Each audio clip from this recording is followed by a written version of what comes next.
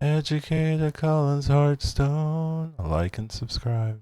Hello, everyone, and welcome back to our series, our Metafy series. We are on late game guides for Hearthstone duos. I'm here with our teammate, good friend, Sapphire X. How you doing? I'm great. How are we, Collins? I'm doing fantastic. Like I said last time, still doing good. So this is part of our series on Metafy. If you want to check out the full guide, check it out at metafy.gg/@educatedcollins. Uh, very good stuff. We will be covering a lot of critical things for duos, make you stronger, make you better, make you faster, make you smarter. A lot of good At benefits. least most of those. Yeah. All of them. Let's go. So we do have our table of contents. If you want to follow along, figure out what you're looking for, what you need. Here we go. So, what is late game? We're classifying late game as turns 9 and on. During these turns is where you commit to your scaling, scout your opponents, and play around their compositions. So, this is going to be, in most lobbies, the greater trinket turn, and then every turn after that. These turns can focus on grabbing key tech pieces or scam units to deal with the strong opponents and adjusting based on the fight order and your team's compositions and your opponent's compositions. Yeah, usually at this point, you kind of know what you're doing. One of your teammates are your teammates, and then you also have time to fight your enemies, and you know if they have a board that's good. So, depending on what's going on, you can either like get strong or try to help your teammate or try to deal with the opponent's like unique board that requires like specific cards to play around them. So, a lot of things to do in the late game. So here's an issue. Sometimes you'll be tier 9, turn 9, trinket turn, and you don't really know what you're doing yet, right? This is pretty bad sign if you don't have direction in by the greater trinket. There are some games you're just gonna have to play for a second. You're just gonna have to try to play tempo, or maybe you support your teammate if at least he has direction. It's a little bit risky to be in this spot and not know what you're doing. Yeah, generally speaking, you're gonna die within the next couple turns if you're still trying to find direction and you're not just playing like scam cards or supporting your teammate who has direction. At that point, it's kind of over for you. So just play scam and support. Yeah. Uh, there are some trinkets that can help you if you don't have a direction going on. These can just save you, give you something to do. It's pretty simple to play, or gives you a pretty big spike. So some of these, most of these at least, let you play poison, venom, or scam comps, and some of them just give you like big tempo. You know, having tons of big power spikes can keep you alive a couple times, a couple turns. Yeah, and then you have Pagel, which gives you tier sevens, and one or two tier sevens can just make an entire comp out of nothing sometimes. So Yeah. You can also get poison from it too, so it all sure, both. yeah, fifth Marlock's run. Yeah. You have any favorites here? I know which one you're gonna pick anyways. Well, I mean, it depends. I mean, move out box can be really good Sure. if you have the right board for it. That But I that one mean, doesn't count. Pagel's the best, I That think, one out that of one all of also them. doesn't count. It's also the most expensive. The one that I personally take the most is probably Curator Sticker. That's the one I was looking for.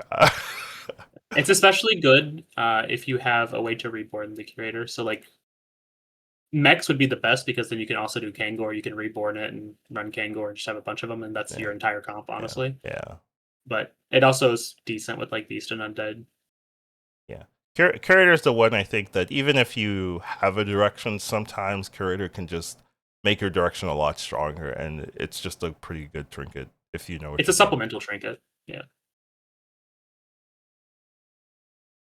So solidifying direction. When you have a clear winning direction, you usually want to be greedy with your scaling and make sure that you're as strong as possible and you scale as much as you can, even if it means taking some extra damage in the process. So, some reasons you would want to ignore scaling and try to be as strong as possible would be if you're under 15 HP, so you can die that combat. Yeah, If you're under 30 HP, which is 2 turns of cap, and that there's another strong team in the lobby. So basically, if you're at 30 or less and you know somebody's really, really strong, you need to not take 15 damage before you face them, or they're probably going to kill you. yeah. Or if your heads up. So if it's just you and one other team, at that point, you generally want to stop scaling and just go all in to try to kill them. Yeah, I think that those are pretty good ideas to have a good idea of what you're doing in the game for sure. So next up, we have playing two boards. So this is a duos game. This is a team game. It's not just your board. Sometimes we'll see players and they're really just focusing their own thing, and sometimes it's a lot better to at least look at your teammate, make sure they have a winning direction. There are a lot of games where we'll be fighting a team, and one person on that team is extremely strong. They have their comp, they're scaling, they're doing well, and then you beat that comp. You go to your teammate's board, they have like nothing, right? It's just it's just a pass minion maybe, or some random poor scaling minions, some cold wars that don't do anything. It's very common and but very important that you make sure both teammates have a board. Now that doesn't mean you have to be spend a lot of gold feeding them. It just means like, oh, if you see a poison, maybe pick it up past your teammate, that kind of thing. Just give them minions that can work without a ton of resources. And if you have communication, just talk about what you're looking for, talk about what you need, what makes sense for you. It's just very easy to autopilot these games. But if you're always communicating, hey, I need this, hey, I would be looking for this would be nice for me, then it's a lot easier to make sure both boards are contributing to the end goal of being strong. Yeah, I think it's very important in pretty much any game for both teammates to say, "Hey, I'm looking for X cards." That way, while you're rolling, you can keep an eye out for those 2, 3, 4 cards that they're looking for on top of the cards that you're looking for. Yeah, yeah. Sometimes the indicator for triples is not enough, right? Like that's not always going to tell you what's the best course of actions. But if your teammate's like, oh, this would be really good for me, then that's a very clear sign. Like, okay, this is a big priority. Maybe I'll go out of my way, humble something to help them. That happens a couple of times. So yeah, and when Yeah, you're and then sorry, go ahead. when you're solo queuing, just make sure you're using the pings. Some people just don't ping at all, but it's always good to like make a mark, say, hey, I'm looking for this, pass me this. It helps the teammate even if they're not sure what you're looking. Yeah, and it's important to shout out whenever you find a key card, even if it's for your own comp. Mm, Because if you're scaling Cold War a little bit and you find a 3 little Cold War, you need to let your teammate know that, because if they see a Baron, they're likely going to skip that Baron if they don't know that you already have the 3 little Cold War. yeah, So it's important that you're communicating even cards that you find for yourself. yeah. It's very easy to not be looking at your teammate's board if you're like doing your own thing. So if those announcements do help, like, hey, okay, they have a foodie, we can go. Passes are really strong. All right, let's start picking those up, really high priority, things like that. So it does really help. So being an extension, this basically is just talking about how if your board is not very strong or you don't have solid scaling, one of the things you can do other than just playing pure scam is playing a board that helps your teammate. So this is going to be cards like uh, Magnamus with Reborn specifically, if you can, to summon the strong minions that are on your teammate's board. You can do support systems so that you can give your teammate divine shields to help their board be stronger. You can even run that with Jakari to give them multiple divine shields a turn. Um, We have them on the slides, so you don't have to like think about oh, what they okay. are. Okay, Yeah, but yeah, but basically, if you're not strong, but your teammate is strong, you can play cards that are going to help them become even stronger instead of just playing a bunch of cards that don't do anything. yeah. So there's like two ways of being an extension, right? One is just be scams, or at least you contribute to the fight. The other way is pick up units that make your teammates stronger. So instead of, okay, I'm going to just do my own thing with scam, I'm going to be looking for pieces for you. I'm going to be picking pieces that, when on the board, help you be even stronger. And then over time, since you're even stronger, maybe then when I fully transition to scam, we have a overall stronger board together.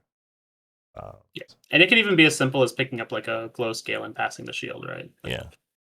So here we have a couple of extension cards. Sandy being like super clear, like I just take whatever you're stronger. A Storm Splitter is something you can keep on the board and like copy key spells that maybe your teammate needs. So it doesn't necessarily make you stronger. It's not a scam unit, but giving them an extra spell that they want might be really, really impactful to the game. Things like that. Yeah, usually it's like a pass or something like that, like Yeah. a portal. Yeah, like a portal. Well, with sure is pretty same thing, same philosophy, right? Doesn't make the fight stronger, but giving passing key minions really, really good.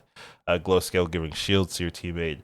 Magnu's kind of like Sandy. You'll copy their biggest, well, not their biggest, but they'll copy a minion. Usually it's big. Usually it has shield on it, right? So sometimes it has cleave, right? Like a cleave shielded big minion that does a lot of work. And then support system is a permanent way of giving shields. And an upper hand's also in here because sometimes you'll have an upper hand, and it's very important, like who's fighting the big minion, the big person on the opponent's side, pass the upper hand to them. So even though you have it, you might be passing it just so that they have a better chance of hitting those key units that you need to hit. So scam is your friend. It can be very difficult to scale two powerful boards in high tempo lobbies. Generally, the high tempo lobbies are going to be the anomalies that give you extra cards, so like double header or things like that. Yeah. Something to always keep in mind is if the team's composition is weaker than the competition, it's best not to be complacent and complain, but confidently commit to the company of Scam and Venom. Another way of saying that is, if weak, be Scam, just go face. And it's usually the easiest way to create an effective board with minimal investment. Play scam. Play Scam. Just do it. Yeah. Thank you guys for joining the sneak peek. Make sure if you want to check out the full guide, check it out at metafy.gg/@educatedcollins.